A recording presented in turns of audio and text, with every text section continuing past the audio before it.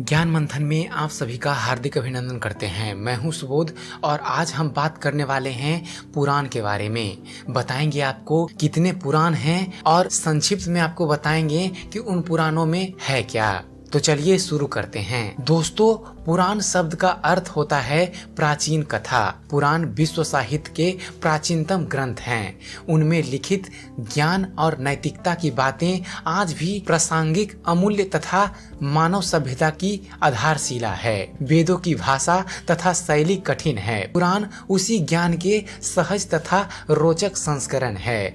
उनमें जटिल तथ्यों और कथाओं के माध्यम से समझाया गया है। पुराणों का विषय नैतिकता, विचार, भूगोल, खगोल, राजनीति, संस्कृति, सामाजिक परंपराएं, विज्ञान तथा अन्य विषय है। विशेष तथ्य यह है कि पुराणों में देवी देवताओं, राजाओं और ऋषि मुनियों के साथ साथ जन साधारण की कथाओं का भी उल्लेख करी गई है, जिससे पौराणिक काल के सभी पहलुओं का चित्रण मिलता है। महर्षि वेद व्यास द्वारा 18 पुराणों का संस्कृत भाषा में संकलन किया गया। ब्रह्मा, विष्णु तथा महेश उन पुराणों के मुख्य देव माने गए हैं। त्रिमूर्ति के प्रत्येक भगवान स्वच्छ को 6 पुराण समर्पित किए गए हैं। इन 18 पुराणों में अतिरिक्त 16 उप पुराण भी हैं, लेकिन आज हम आपको केवल मुख्य 18 पुराणों की संक्षिप्त परिचय दे रहे हैं।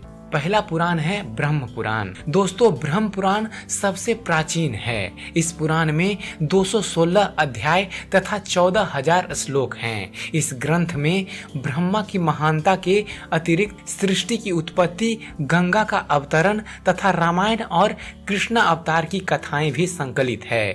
इस ग्रंथ में सृष्टि की उत्पत्ति से लेकर सिंधु घाटी सभ्यता तक कुछ न कुछ जानकारी प्राप्त की जा सकती है। दूसरा पुराण है पद्म पुराण।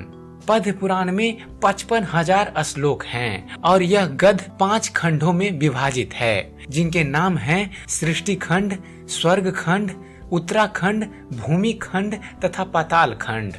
इस खंड में पृथ्वी, आकाश तथा नक्षत्रों की उत्पत्ति के बारे में उल्लेख किया गया है। 4 प्रकार के जीवों की उत्पत्ति होती है, जिन्हें उदिभज, स्वेदज, अंडज तथा जरायुज की श्रेणी में रखा गया है। यह वर्गीकरण पूर्णतः वैज्ञानिक है। भारत के सभी पर्वतों तथा नदियों के बारे में भी विस्तारित वर्णन इस पुराण में है। इस पुराण में शकुंतला, दुष्यंत से लेकर भगवान राम तक के कई पूर्वजों का इतिहास है। शकुंतला दुष्यंत के पुत्र भरत के नाम से हमारे देश का नाम जम्मू द्वीप से भारत खंड और उसके पश्चात भारत पड़ा था। तीसरा पुराण है विष्णु पुराण। विष्णु पुराण में 6 अंश तथा 33,000 श्लोक हैं। इस ग्रंथ में भगवान विष्णु, बालक ध्रुव तथा कृष्ण अवतार की कथाएं संकलित हैं तथा इसके अतिरिक्त इस पुराण में सम्राट पृथु की कथा भी सम्मिलित है, जिसके कारण हमारी धरती का नाम पृथ्वी पड़ा था। इस पुराण में सूर्यवंशी तथा चंद्रवंशी राजाओं का इतिहास भी है। भारत की राष्ट्रीय पहचान सदियों पुरानी है, जिसका प्रमाण विष्णु पुराण में निम्नलिखित श्लोकों में मिलता है। साधारण शब्दों में इस श्लोक का अर्थ है कि वह भौगोलिक क्षेत्र जो उत्तर में हिमालय तथा दक्षिण में सागर से घिरा हुआ है, वह भारत देश है तथा उसमें निवास करने वाले सभी जन भारत देश के ही संतान हैं। भारत देश और भारतवासियों की इससे स्पष्ट पहचान और क्या हो सकती है। विष्णु पुराण वास्तव में एक ऐतिहासिक ग्रंथ है। चौथी पुराण है शिव पुराण। शिव पुराण में 24,000 श्लोक हैं तथा यह 7 संहिताओं में विभाजित है। इस ग्रंथ में भगवान शिव की महानता तथा उनसे संबंधित घटनाओं को दर्शाया गया है। इस ग्रंथ को वायु पुराण भी कहते हैं। इसमें कैलाश पर्वत, शिवलिंग तथा रुद्राक्ष का वर्णन और महत्व, सप्ताह के दिनों के नामों की रचना, प्रजापतियों तथा काम पर विजय पाने के संबंध में वर्णन किया गया है। सप्ताह के दिनों के नाम हमारे सौर मंडल के ग्रहों पर आधारित हैं और आज भी लगभग समस्त विश्व में प्रयोग किए जाते हैं। 5वीं पुराण है भगवत पुराण। भगवत पुराण में 18,000 श्लोक हैं तथा 12 स्कंध हैं। इस पुराण में भक्ति, ज्ञान तथा वैराग्य की महानता को दर्शाया गया है। विष्णु और कृष्ण अवतार की कथाओं के अतिरिक्त इस पुराण में महाभारत काल से पूर्व के कई राजाओं, ऋषि मुनियों तथा असुरों की कथाएं भी संकलित की गई है। इस ग्रंथ में महाभारत युद्ध के पश्चात श्री कृष्ण का देह त्याग, द्वारिका नगरी का जलमग्न होने और यादव वंशियों का नाश तक का विवरण भी दिया गया है। छठा पुराण है नारद पुराण।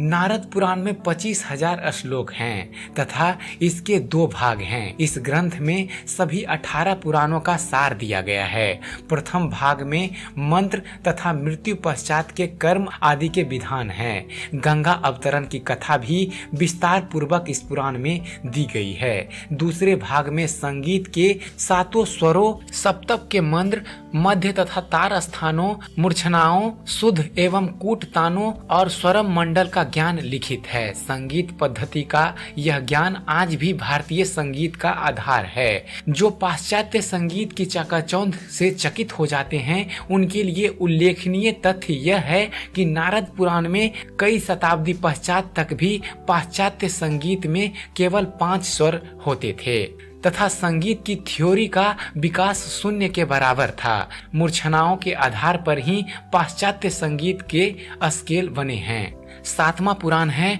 मार्कंडेय पुराण। दोस्तों, अन्य पुराणों की अपेक्षा यह सबसे छोटा पुराण है। मार्कंडेय पुराण में 9,000 श्लोक तथा 137 अध्याय हैं। इस ग्रंथ में सामाजिक न्याय और योग के विषय में ऋषि मार्कंडेय तथा ऋषि जैमिनी के मध्य में हुआ वार्तालाप है। इसके अतिरिक्त भगवती दुर्गा तथा श्री कृष्ण से जुड़ी हुई कथाएं भी इस पुराण में संकलित हैं। 8वीं पुराण है अग्नि पुराण।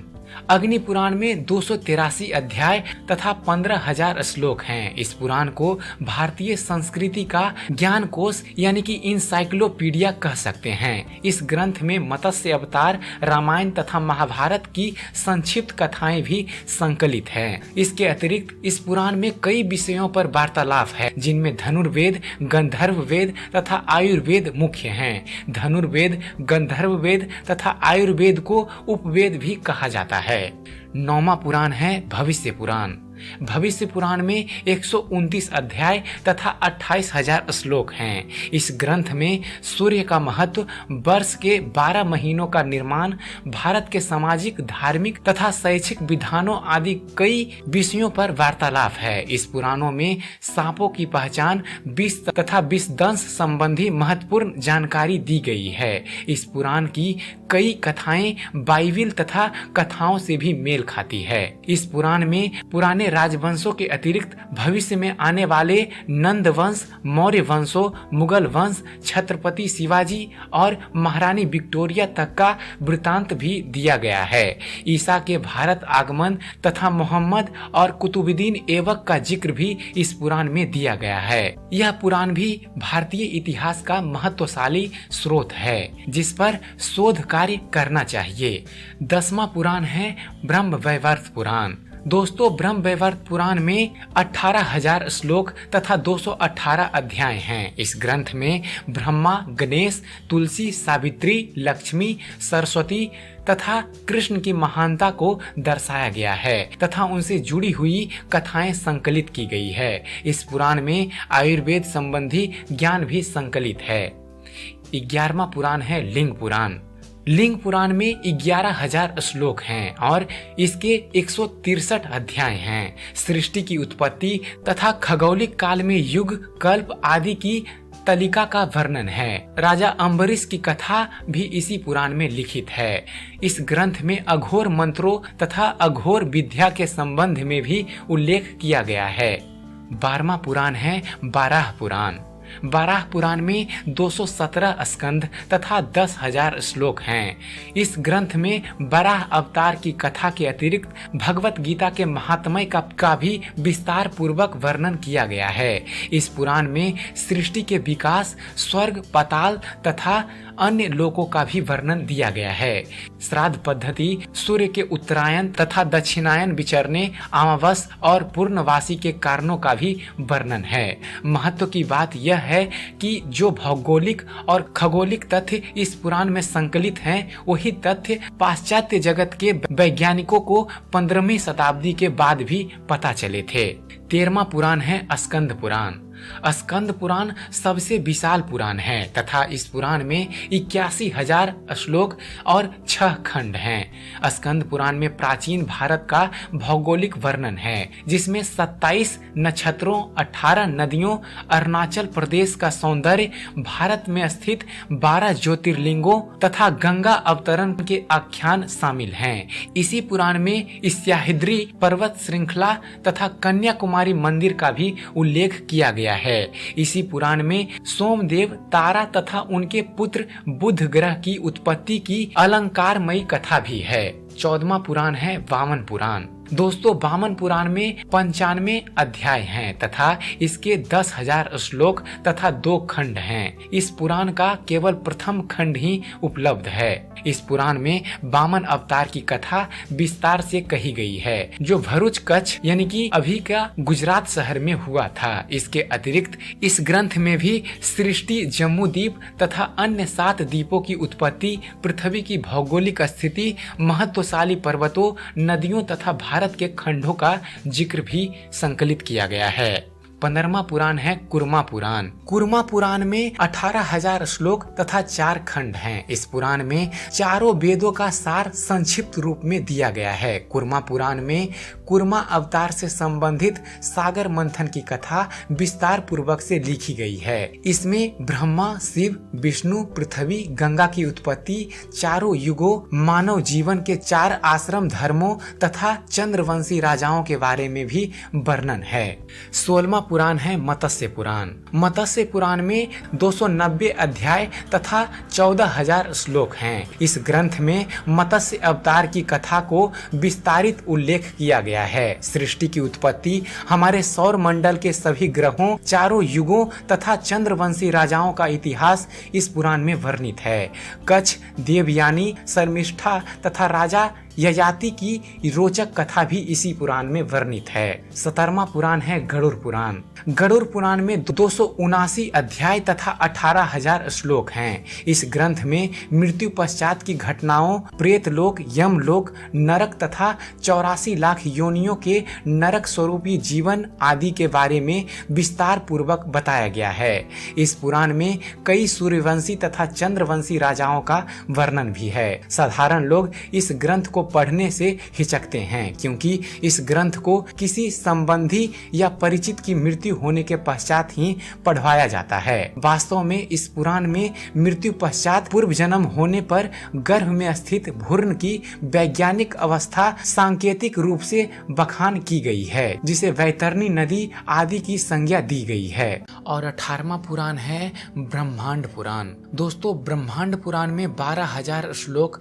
तथा पूर्व, मध्य और उत्तर 3 भाग हैं। मान्यता है कि अध्यात्म रामायण पहले इसी पुराण का ही एक अंश थी, जो अभी एक पृथक ग्रंथ है। इस पुराण में ब्रह्मांड में स्थित ग्रहों के बारे में वर्णन किया गया है। कई सूर्यवंशी तथा चंद्रवंशी राजाओं का इतिहास भी इस पुराण में संकलित है। सृष्टि की उत्पत्ति के समय से लेकर अभी तक 7 मनवंतर यानी कि काल बीत चुके हैं, जिनका विस्तारित वर्णन इस ग्रंथ में किया गया है। परशुराम की कथा भी इस पुराण में दी गई है। इस ग्रंथ को विश्व का प्रथम खगोल शास्त्र भी कह सकते हैं। भारत के ऋषि इस पुराण के ज्ञान को इंडोनेशिया भी लेकर गए थे, जिसका प्रमाण इंडोनेशिया की भाषा में मिलते हैं। दोस्तों, हिंदू पौराणिक इतिहास की तरह अन्य देशों में भी महामानवों, दैत्यों, देवों, राजाओं तथा साधारण नागरिकों की कथाएं प्रचलित हैं। कईयों के नाम, उच्चारण तथा भाषाओं के विभिन्नता के कारण बिगड़ भी चुके हैं। दोस्तों, रामायण, महाभारत तथा पुराण हमारे प्राचीन इतिहास के बहुमूल्य स्रोत हैं, जिनको केवल साहित्य समझकर अछूता छोड़ दिया गया है। इतिहास की विषम श्रृंखलाओं को पुनः जोड़ने के लिए हमें पुराणों तथा महाकाव्यों पर शोध करना चाहिए। तो आशा करता हूँ पुराणों पर बनाया गया हमारा ये वीडियो आप सबको पसंद आया होगा। अगर जो आपको इस चैनल पर दी गई जानकारी हमारे द्वारा बनाई गई वीडियो पसंद आती है तो हमारे वीडियो को लाइक शेयर जरूर कीजिए। हमारे वीडियो के बारे में कमेंट कीजिए कि आपको यह कैसा लगता है। आपका एक कमेंट हमें अच्छी से अच्छी वीडियो बनाने के लिए प्रेरित करता है। और साथ ही साथ हमारे चैनल को सब्सक्राइब करना ना भूलें। हमारे चैनल को सब्सक्राइब कीजिए और देखते रहिए, जानते रहिए। धन्यवाद। जय हिंद।